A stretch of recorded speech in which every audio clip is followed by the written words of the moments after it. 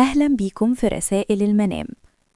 النهاردة معانا حلم جديد جالنا من متابعة على صفحة رسائل المنام على اليوتيوب. خلينا نبدأ ونسمع الحلم. المتابعة بتقول: مرة حلمت إن حية طولها 100 متر عضتني أنا وأمي، وكان معاها حية طولها متر برضو. طيب، تعالوا دلوقتي نشوف تفسير الحلم. رؤية الحية في التفسير القديم عند ابن سيرين غالباً بترمز لعدو أو خطر أو شخص فيه نية مش كويسة، وأحياناً بترمز لمشكلة كبيرة أو طاقة سلبية حوالين الرائي. خلينا نفك الرموز واحدة واحدة.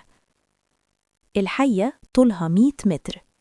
الطول المبالغ فيه هنا مهم جداً. ده مش عدو عادي، ده موضوع كبير في حياتك. ممكن يكون مشكلة عائلية متراكمة، خوف مسيطر عليكي بقاله فترة، شخص ليه تأثير قوي عليكم، أو ظرف ضاغط جدا في البيت.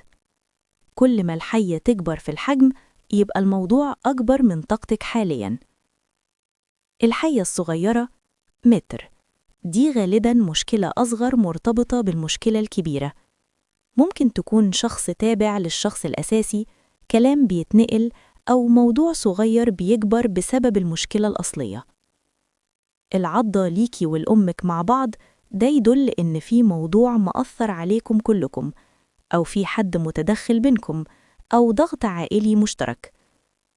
لو حسيتي بألم شديد في الحلم يبقى الضغط النفسي مؤثر عليكي جدا، ولو مفيش ألم يبقى الموضوع بيخوفك أكتر ما هو مؤذي فعليا. في الآخر، هل هو تحذير ولا بشارة؟ الرؤية دي أقرب لتحذير.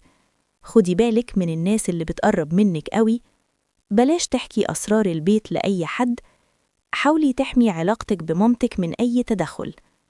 لكن مهم أقولك حاجة، أحياناً الحية الضخمة بترمز لمخاوف داخلية مش عدو حقيقي، يعني ممكن تكوني مكبرة موضوع في دماغك وهو أقل من كده في الواقع. لو حلمك قريب من اللي اتقال في التفسير ده، اكتبيلي في الكومنتات تحت الفيديو. واللي عنده حلم محيره أو متكرر يشاركه برضه في الكومنتات بالتفصيل، يمكن تفسير صغير يبدل إحساسك ويطمنك. ما تنسوش تعملوا اشتراك وتفعلوا الجرس وتستنوا تفسير حلم جديد من رسائل المنام.